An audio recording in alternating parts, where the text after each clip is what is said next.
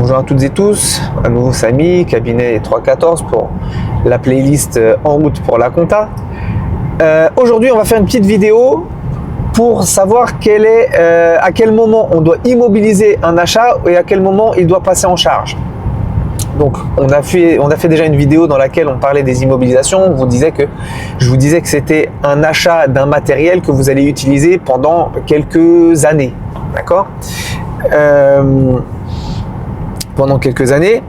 Maintenant, donc à quel moment on immobilise, à quel moment on passe en charge.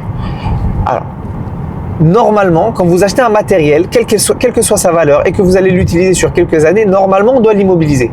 D'accord ? Maintenant, il y a une tolérance fiscale qui dit que à partir du moment où vous achetez un matériel inférieur à 500 € hors taxe, eh bien, on n'est pas obligé de l'immobiliser. On peut, mais on n'est pas obligé. D'accord ? Donc, en gros, si jamais vous achetez un ordinateur d'occasion à 490 € ou même neuf, à 490 € hors taxe, on n'est pas obligé de l'amortir. D'accord ? On n'est pas obligé de l'immobiliser, on peut le passer en charge. D'accord ? Donc, ce qu'il faut que vous sachiez, c'est ça, il y a cette valeur seuil de 500 € hors taxe qui vous donne le choix. Si vous êtes en dessous, vous avez le choix. Si vous êtes au-dessus, vous n'avez pas le choix. Si vous achetez le même ordinateur dans un autre magasin qui est à 550 € hors taxe, vous n'avez pas le choix, vous devez l'immobiliser et l'amortir. Même sur un an, peu importe, mais vous devez l'immobiliser et l'amortir. C'est ça la différence entre les immobilisations et les charges. La charge, normalement, c'est quelque chose qui va impacter uniquement votre exercice en cours.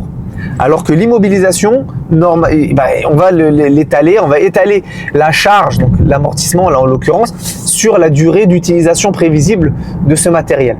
Voilà. J'espère que ça vous a aidé un petit peu à mieux comprendre ce que c'est qu'une IMO et une charge et à quel moment on fait quoi. D'ailleurs, juste un point important pour les immobilisations, pour la durée d'amortissement, normalement, votre cabinet d'expertise comptable, il est censé vous demander votre avis. D'accord ? En général, si jamais c'est un ordinateur à 1500 ou à 2000 €, ou si c'est un téléphone entre 600 et 1200 €, on va pas forcément vous demander votre avis. Mais normalement, un véhicule, si jamais vous achetez un véhicule, on est censé vous demander sur combien de temps vous pensez l'utiliser et est-ce que vous pensez le revendre et aussi oui, à quelle valeur. Et en fonction de ces informations-là, on va déterminer la durée d'amortissement. Et peut-être qu'on fera une vidéo sur ce sujet-là. Voilà, donc j'espère avoir un petit peu éclairé vos lanternes sur cette notion-là. N'hésitez pas à me poser des questions en commentaire si vous en avez. N'hésitez pas aussi à me mettre les thèmes que vous voulez que j'aborde également en commentaire. Et quand je verrai des thèmes revenir régulièrement, on fera soit ce type de vidéo si ce sont des thèmes rapides, des notions rapides, soit on fera des vidéos plus longues s'il y a besoin. Voilà. Je vous souhaite une bonne continuation et je vous dis à bientôt. Ciao.